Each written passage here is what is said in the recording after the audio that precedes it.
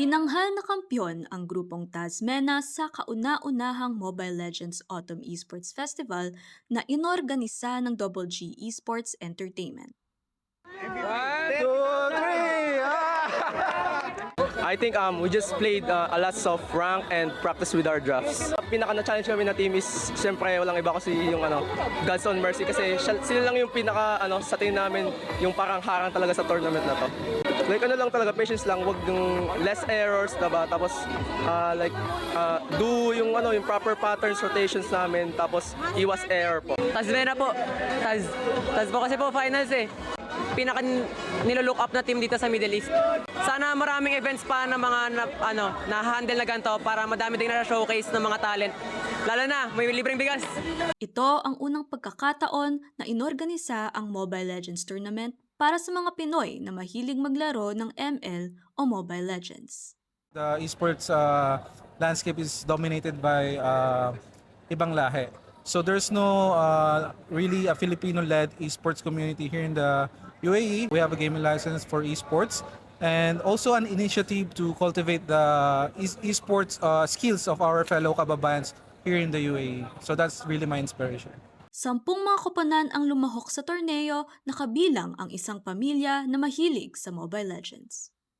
It's a good way to meet everyone or to collaborate yung mga players natin dito na maraming magagaling.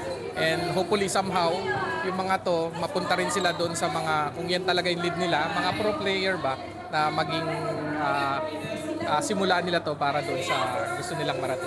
I'm just supporting here for my 2 kids and also my husband. This is one of their passions that I always do. So for me as a mom, I just need to support them whatever they want to do in life. Ang Mobile Legends Bang Bang ay naimbento ng Chinese video game company na Moonton noong 2015 at ngayon ay kilala na sa isa sa pinakasikat na video games sa buong mundo. Actually, maganda to. 'Di ba, kung alam natin yung Mobile Legends is mostly sa Pilipinas lang din talaga. So ngayon, nag-stand out na rin tayo dito sa UAE.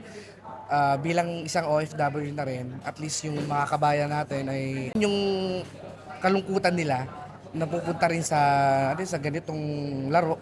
So nalilibang sila. Nakita namin nung bumaba kami, naglaro siya ng ML. Tapos nisip namin, lahat kami naglalaro kami ng ML. So why not see what's happening here, you know? Ang Mobile Legends din ang naging diversyon at bonding ng ilang pamilya na mahilig sa video games. I think katulad namin sa amin, kung nag-work na kami and then kailangan lang namin minsan ng outlet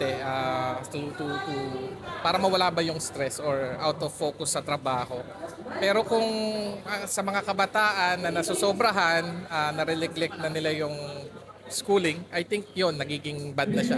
Pero yun nga, depende kung paano nyo i-guide yung kids nyo or paano nyo i-take yung video gaming. Very happy kasi at least na-appreciate ng mga kabataan yung ginagawa natin mga initiatives as a gaming organizer. So hopefully mas mag-engage sila sa ganito mga activities para mas lalo silang mahasa, ma-develop yung social skills nila. Ang susunod na mga kaganapan ay inaabangan ng mga tagahanga ng esports kung saan mas mapapalago pa ang komunidad at mga taga-suporta sa pamamagitan ng ganitong mga paligsahan. Para sa The Pinoy News Channel, Isa Linton, Dubai, UAE.